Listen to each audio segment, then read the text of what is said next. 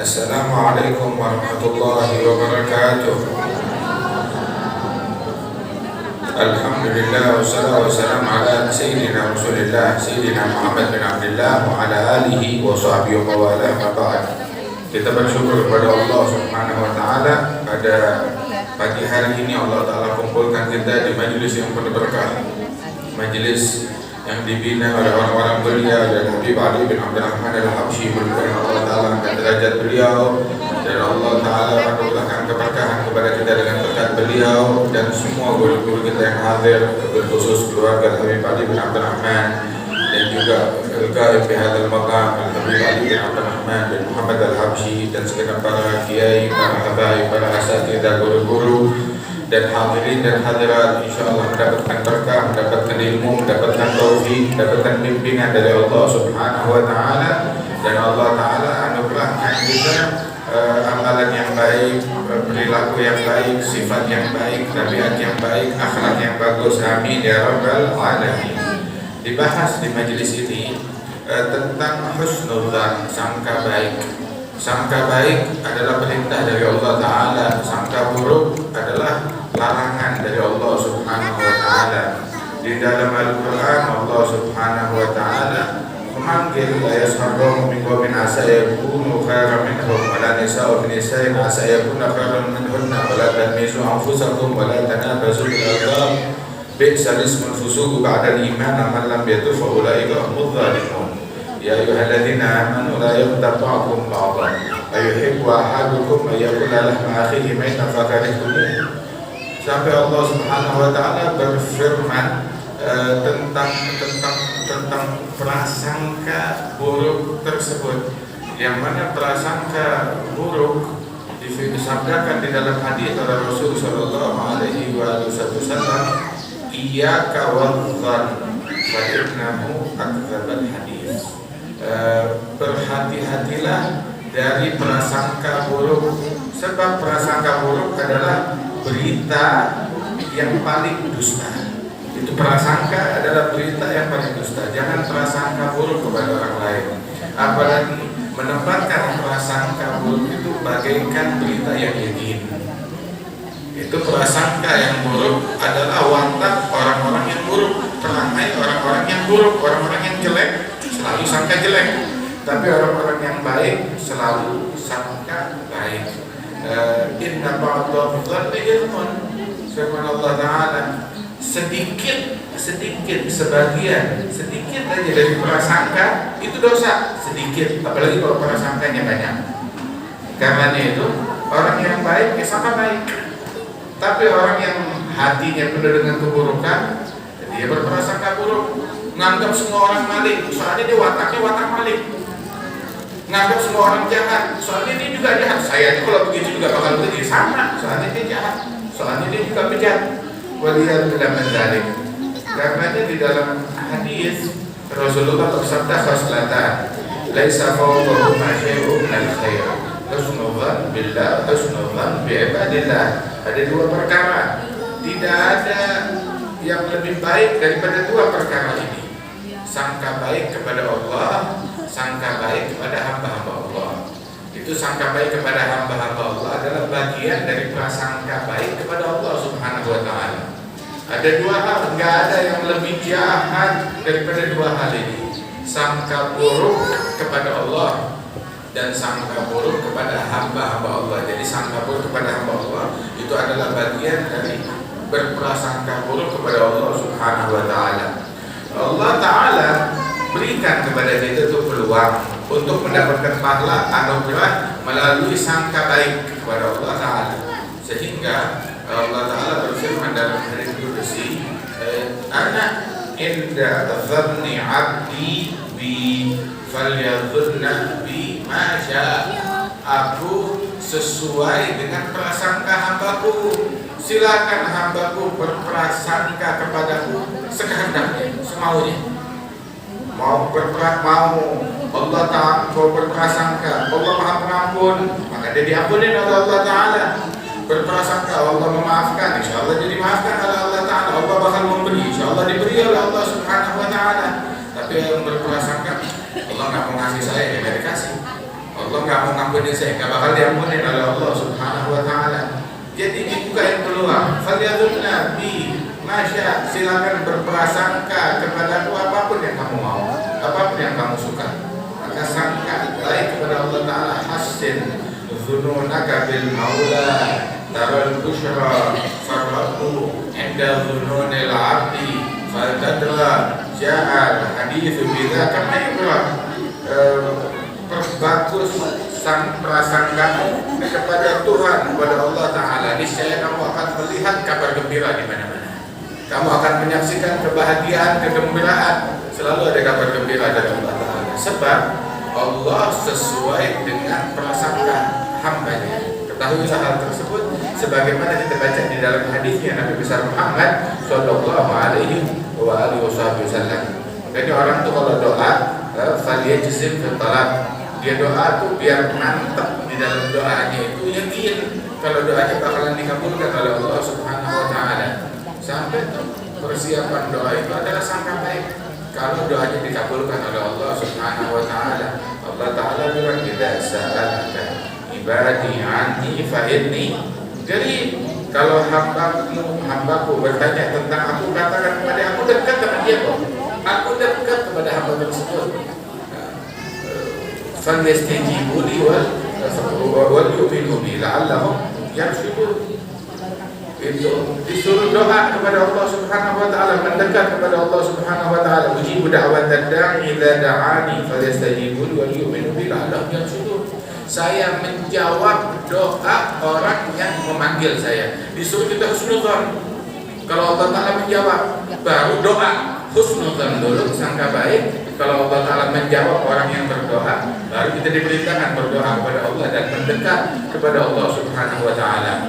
Sehingga Allah Subhanahu wa Ta'ala memerintahkan kepada kita sekalian. Bahkan Allah Ta'ala perintahkan kepada qul ya ibadiyalladzina asrafu ala anfusihim la taqnatu min rahmatillah. Katakan wahai hamba-hambaku yang udah banyak ngezalimin diri sendiri, berbuat dosa kepada diri sendiri, ngejahatin diri sendiri. Kita bikin dosa, apa kita ngezalimin Allah? Enggak, Allah nggak bisa dizalimin. Kita ngejahatin Allah? Enggak, kita nggak ngejahatin Allah. Kita ngejahatin diri kita sendiri. Zalamta wa ma illa li nafsika ya fata zalamta wa zulmun nafsi min akbahil wasfi wa zulmun nafsi min akbahil zulmi. Kamu berbuat kezaliman, berbuat jahat, yang kamu jahatin diri sendiri, dan menyakiti diri sendiri adalah sifat yang paling tercela. Kezaliman yang paling jahat, ngezalimin diri sendiri, mencelakakan diri sendiri. Wah, begitu juga dalam berbuat dosa, yang kita zalimin diri kita sendiri.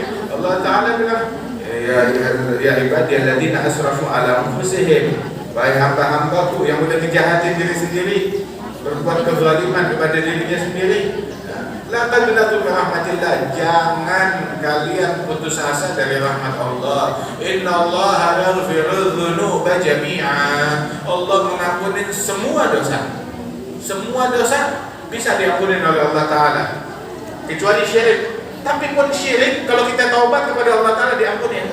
Lalu bagaimana itu ceritanya? Semua dosa bisa diampuni oleh Allah, kecuali syirik. Ya, artinya kalau kita meninggal dunia belum sempat bertobat, selain syirik, dosa-dosa kita bisa diampuni oleh Allah Ta'ala, kecuali syirik. Kalau syirik, dia taubat selagi masih hidup, taubat balik ke dalam agama Islam selagi dia masih hidup, nah itu juga diampuni dan dimaafkan oleh Allah Subhanahu wa Ta'ala. Innallaha yaghfiru dzunuba jami'a. Itu bahkan di dalam hadits qudsi, Ibnu Adam, seandainya kamu bikin dosa sampai menuhin langit, bumi dan langit penuh dengan dosa kamu, terus kamu datang kepadaku tanpa mensyirikkan Allah dengan apapun juga, maka Allah Ta'ala sanggup mengampuni, gak peduli dengan dosa kita. Subhanallah, Allah Ta'ala memberi, gak peduli dalam memberikan ampunan, mengampuni, gak peduli dalam memberikan ampunan. Tinggal kita sungguh-sungguh mendekat kepada Allah Ta'ala. Soalnya dengan maksiat, dengan dosa kita, Allah gak dirugikan. Allah gak dirugikan, kita yang merugikan diri sendiri. Jadi Allah Ta'ala dengan mudah mengampuni asal kita benar-benar mengetuk pintunya Allah Ta'ala. Bayangin, kita hadir majelis, belum istighfar, hadir majelis dapat ampunan, datang ke masjid dapat ampunan, pergi sholat 5 waktu dapat ampunan dari Allah Ta'ala, jalan menuju masjid dapat ampunan dari Allah Ta'ala. Orang ketika dia jalan menuju masjid, tiap langkah itu diampunin dosa, tiap langkah dihapus kesalahan, tiap langkah ditulis kebaikan, tiap langkah diangkat derajat oleh Allah Subhanahu wa Ta'ala. Subhanallah. Begitu juga kita hadir majelis, bentar lagi habis ini kita bakal berdiri, bakalan bubar. Itu enggak kita bubar, melainkan dikumandangkan panggilan dari langit, dikumandangkan panggilan dari Allah Subhanahu wa Ta'ala. Itu panggilan itu berbunyi, "Qumu maghfuran lakum." Silahkan bangun dalam keadaan dosa kalian sudah diampuni oleh Allah. "Qad buddilat sayyi'atukum hasanat." Dosa-dosa kalian, kesalahan kalian sudah dirubah menjadi pahala semuanya. Masya Allah. Allah Subhanahu wa Ta'ala demikian. Nah, karenanya kita husnudzon, sangka baik. Sangka baik itu kepada Allah, sangka baik kepada sesama manusia, kepada muslimin. Jangan sangka buruk kepada orang. Sampai dibilang tuh, anggap setiap orang yang kita temui jangan-jangan itu Nabi Khadir atau Sayyidina Khadir. Anggap setiap orang yang kita temui jangan-jangan itu Khadir. Dan anggap setiap malam yang kita lalui jangan-jangan itu malam Lailatul Qadar. Anggap setiap saat yang kita lalui jangan-jangan itu saatul ijabah, saat dikabulkannya doa. Ini kita dididik dalam agama buat sangka baik kepada manusia, sangka baik kepada waktu, sangka baik kepada amalan. Sampai dikatakan di dalam hadis, inna rajul la yatakallam bi kalimatin min ridwanillahi ta'ala la yulqi laha balan. Seseorang berucap satu kalimat dari kalimat yang diridhoi oleh Allah, wala yulqi laha balan, dan dia pun juga enggak sadar kalau itu kalimat tuh hebat kadarnya di sisi Allah Ta'ala. Gara-gara kalimat tersebut dia naik derajat yang paling tinggi di sisi Allah Subhanahu wa Ta'ala. Fayabluh min ridwanillah, dia mencapai ridhonya Allah Subhanahu wa Ta'ala. Tapi ada juga orang mengucapkan satu kalimat yang dimurkai oleh Allah Subhanahu wa Ta'ala. Gara-gara kalimat tersebut masuk ke dalam api neraka lebih jauh daripada bintang yang paling jauh. Waliyad billah min dzalik. Jadi hati-hati. Allah Ta'ala menyembunyikan salas fi salas. Allah menyembunyikan 3 perkara dalam 3 perkara. Allah menyembunyikan ridhonya dalam ketaatan. Jangan ngegampangin meremehkan ketaatan sekecil apapun juga. Sangka baik dengan setiap kebaikan, dengan setiap ketaatan. Jangan meremehkan ketaatan, termasuk kehadiran kita di majelis kayak begini. Kehadiran kita di dalam sholat 5 waktu, kehadiran kita di dalam berpagi-pagi menuju Jumat, atau datang menuju sholat 5 waktu di awal waktu. Jangan meremehkan hal tersebut. Atau duduk berzikir habis sholat 5 waktu, atau buka Al-Quran walaupun cuma sempat baca 1 lembar atau 1 kaca atau setengah. Jangan meremehkan ma'ruf, kebaikan sekecil apapun juga. Sebab Allah menyembunyikan kebaikannya, pahalanya itu ridhonya di dalam kebaikan. Jangan-jangan berapa banyak orang gara-gara satu kebaikan yang kecil dia dapat husnul khatimah. Berkat satu hal yang baik yang dikira orang kecil. Dan Allah Ta'ala menyembunyikan murkanya di dalam maksiat. Jangan ngegampangin kemaksiatan sekecil apapun juga di mana manusia. Maksiatul kabirah. Maksiat kepada yang maha besar, gak kecil. Makanya ulama bilang gak ada dosa kecil. Itu urusan dosa sama yang maha kecil atau yang maha besar. Kalau urusan kita sama yang maha besar, semua dosa besar. Tuh, itu dosa jadi kecil. Kalau kita anggap itu besar banget, kita takut ini dosa besar, nah itu jadi kecil, mudah diampuni oleh Allah Ta'ala. Tapi dosa jadi gede kalau kita kecilin, kecil, remeh, gampang. Itu jadi gede gara-gara kita kecilin. Wah kata. Nah itu jangan ngegampangin dosa sekecil apapun, sebab Allah Ta'ala menyembunyikan murkanya di situ. Sampai dikatakan inna rajul la yumna aw la yuhram inda mauti min nutqi bi syahadatain bisababi nadhari haram lam yatub minhu. Seseorang akhir hayatnya terharapkan gak bisa mengucap 2 kalimat syahadat gara-gara dulu matanya ngelihat yang haram, dia gak sempat bertaubat kepada Allah dari pandangan yang haram tersebut. sehingga nggak bisa mengucap 2 kalimat syahadat. Katakanlah pandangan yang haram. Waliyadzubillah min dzalik. Nah, karenanya tuh jangan ngegampangin taat, jangan ngegampangin maksiat. Allah sembunyikan murkanya di situ. Dan juga jangan meremehkan hamba Allah sesama muslim. Kenapa? Sebab Allah Ta'ala akhfa sirrahu fi ibadih. Allah menyembunyikan itu di dalam hambanya, itu sirnya Allah Ta'ala. Tiap hamba itu menampung sir, rahasia, nur dari Allah Ta'ala. Wa kam khafifin nasi min miskini kadim tala min safwatil yaqini wa hana bainan nas timraini wa huwa ladal haqqi azimun ali fa inna fayda fadlihi fin nasi jalla 'anil tabyibi wal qiyasi turuquhu bi 'adadil anfasi wajuduhu jarin bi kulli hali falaysa yahtassu bi ansabi wala bi ahli al-jiddi wal aksabi bal faydu fadl mun'imin wa habi fihi an-nisa yumsuna karijali wa kam bihasnil dhanni min imdadi karena laha man kana dzurajadi fi khamil imam haqqin hadi yarunahu nasu minal juhali. Berapa banyak tuh yang tersembunyi di tengah-tengah manusia, dianggap remeh kecil, akan tetapi dia telah meminum minuman yaqin, minuman mahabbah dari Allah Subhanahu wa taala, kadarnya agung dan tinggi di sisi Allah Taala. Dalam hadis kata Rasul sallallahu alaihi wasallam bahwasanya berapa banyak ash'as aghbar madfu' bil abwab law aqsam 'ala Allah la barah. Berapa banyak orang-orang yang kelihatannya dekil, kemudian juga bajunya jelek, rombeng, diremehkan oleh semua orang. Kalau ngetok pintu rumah orang gak dibukain, gak dianggap, diacuhkan, gak ditegur. Kalau sakit gak dijenguk. Kalau meninggal, nggak penting, jenazahnya biar orang lain aja yang hadir, nggak dipentingin.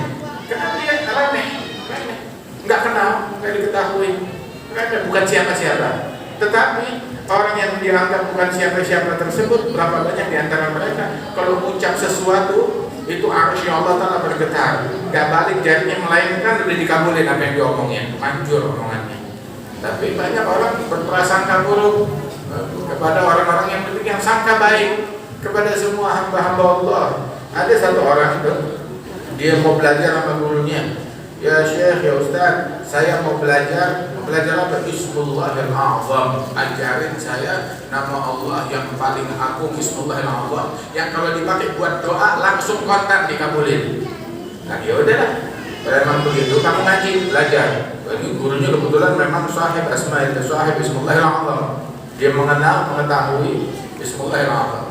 Maka dia bilang sama murid, kalau memang demikian, ya kamu bukan belajar, saya lihat, nanti saya ajarin.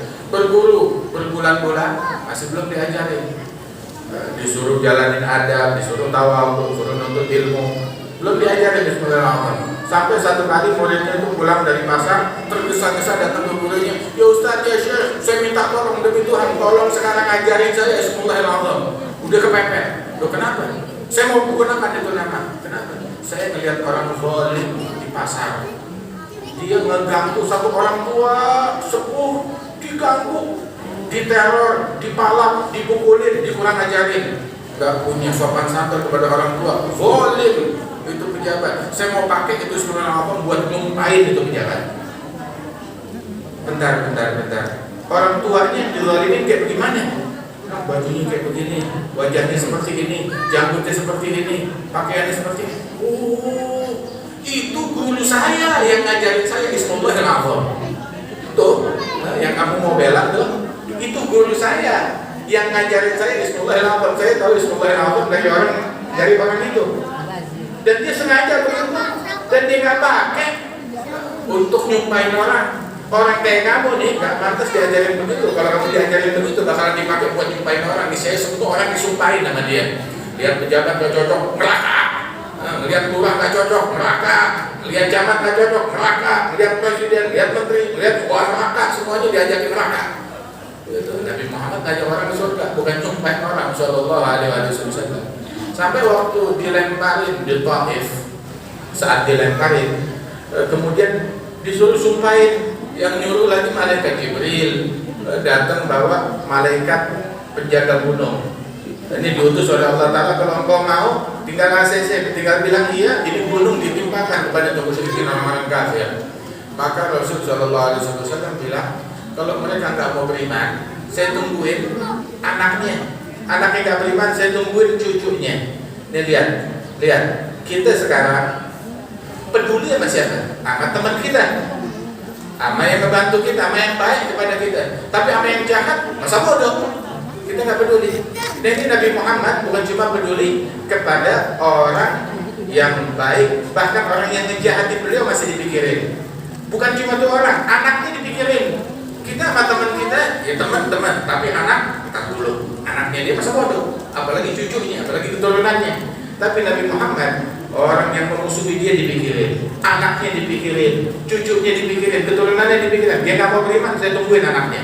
Anaknya nggak mau beriman, saya tungguin cucunya. Sallallahu alaihi wasallam. Benar Allah Ta'ala yang menyatakan wa arsalnaka illa rahmatan lil alamin. Mudah-mudahan Allah Ta'ala anugerahkan kita rahmat di dalam hati kita, menjadikan kita orang yang penyayang, orang yang cinta, orang yang husnudzan, yang sangka baik, yang dibersihkan hati kita dari prasangka buruk. Ini terakhir satu, kita nggak boleh prasangka buruk kecuali kepada dua. Sangka buruk sama siapa? Kepada siapa? Ke pejabat? Bukan. Sangka buruk cuma boleh kepada dua. Yang satu setan. Sangka buruk kepada syaitan. Jangan pernah sangka baik kepada syaitan. Curigain.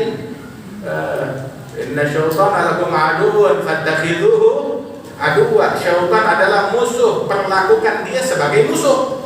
Syaitan ngebisikin, udah begini aja, begitu aja. Jangan dipercaya. Sarannya dia itu buruk. Walaupun kelihatannya baik, kalau syaitan dia menyarankan itu buruk.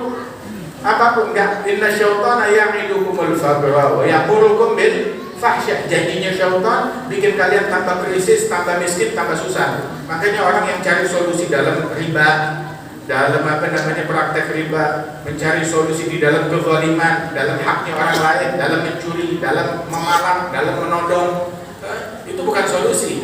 Bisikan syaitan ngejanjiin kalian tambah terpuruk, tambah krisis, menjadikan kefakiran, dan menjanjikan perihal-perihal yang buruk, yang tercela, yang keji, yang busuk. Tapi Allah Ta'ala yang itu kemaghfiratan minhu wa fadla. Allah menjanjikan ampunan dan pahala dari Allah Ta'ala. Sangka buruk kepada syaitan, selalu sangka buruk. Sama yang kedua, sangka buruk kepada siapa? Kepada diri kita sendiri, kepada nafsu. Jangan sangka buruk kepada manusia siapapun kecuali diri kita sendiri.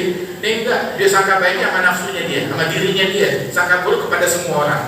Nah, curigai nafsu kita. Jangan pernah itu kita berada di pihaknya nafsu.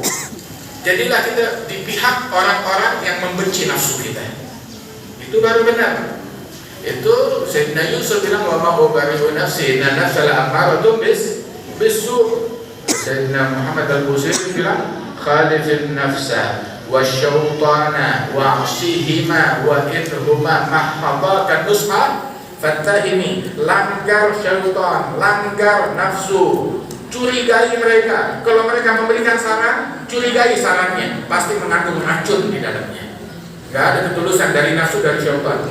Nabi sampai bilang, ada aduwik, musuhmu yang paling bejat, yang paling dahsyat, yang paling bebuyutan. Tahu siapa musuh yang paling bebuyutan? Yang paling bebuyutan musuh kita adalah nafsu allati baina jambai. Dirimu sendiri yang berada di antara kedua pinggangmu, ya diri kita sendiri, itu nafsu.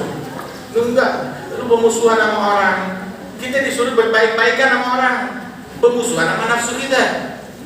Jangan terbalik. Nah, ulama ngajarin tuh, Nabi Muhammad ngajarin untuk kita nih, curigai nafsu kita, bukan curigai orang lain. Berhati-hati wajib, tapi sangka buruk diharamkan oleh Allah Subhanahu wa taala.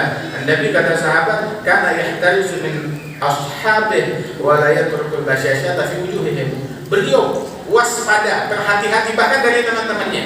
Jaga berhati-hati. Tetapi tidak mengurangi akhlak beliau, ramah beliau, sopan santun beliau, budi pekerti beliau, senyuman beliau kepada sahabat-sahabatnya. Mudah-mudahan Allah Ta'ala anugerahkan kita akhlak dan kesucian hati dan dijaga tidak dari keburukan. Amin ya rabbal alamin. Allah majal jamana hada jam'an marhumah. Tafarruqna min ba'di tafarruqan ma'suma wa la tajal fina wa la minna wa la ma'ana syaitan wa la mahruma. Sallallahu ala sayyidina Muhammad Nabi wa ala alihi wasallam. Akhiru da'wana alhamdulillahi rabbil alamin. Assalamualaikum warahmatullahi wabarakatuh.